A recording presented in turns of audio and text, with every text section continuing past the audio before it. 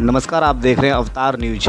अब प्राकृतिक संबंध बना युवकों को ब्लैकमेल कर रकम वसूलने पर 3 मुस्लिम युवकों ने अपने दोस्त की हत्या कर शव के टुकड़े कर नाले में बहाया। दरअसल मेरठ के थाना मेडिकल जागृति विहार सेक्टर 6 का रहने वाला यश लॉ की पढ़ाई कर रहा था।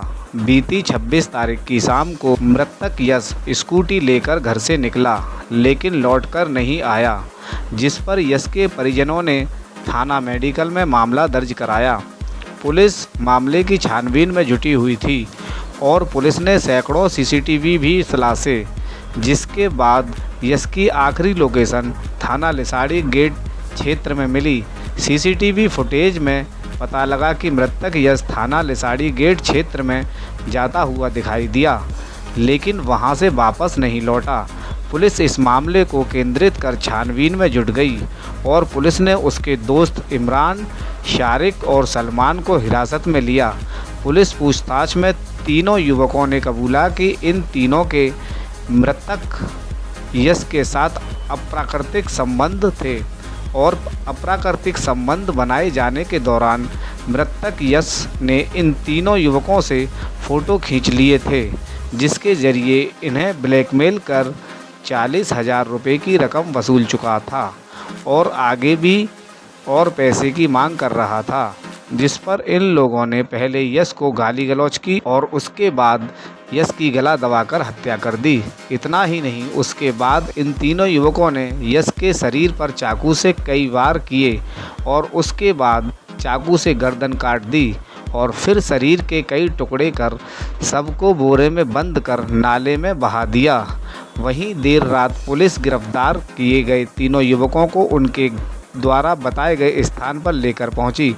वहां से नाले के अंदर से तलाशी के बाद मृतक के शव के टुकड़ों को पुलिस ने बरामद कर लिया है। देखिए, थाना मेडिकल क्षेत्र की ये घटना है। 27 तारीख को एक यश रस्तोगी नामक युवक जो लगभग 22-23 वर्ष थे, उनकी गुमशुदगी लिखी गई थी। पुलिस ने तुरंत ही इसको घटना को जो है समुचित धाराओं में धारा 364 IPC में तरमीम कर दिया इसकी गंभीरता को देखते हुए, और हमारी कई टीमें लगातार तब से इसी बात पर इसी खोज में लगी हुई थी कि व्यक्ति कहाँ है। लगभग 250 से ऊपर CCTV फुटेज देखी गई है, जिससे ये बात तो सिद्ध हो गई कि ये अकेले ही गए थे, इनको कोई बुला के नहीं ले गया था। ये अपने स्कूटी पर स्वयं जाते हुए कई जगह दिखाई पड़े हैं। उसी के क्रम में एक जगह इनकी फुटेज आना फिर बंद हो गया, फिर वहाँ से आने की बात नहीं मिली।